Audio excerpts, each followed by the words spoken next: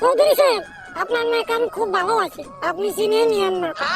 আমি মরে যাবো, আপনার মেয়েরা খুব ভালোবাসি।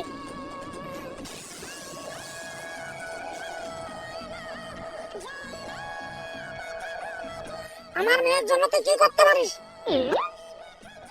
আপনার মেয়ের জন্য জীবনও দিয়ে দিতে পারি চৌধুরী সাহেব।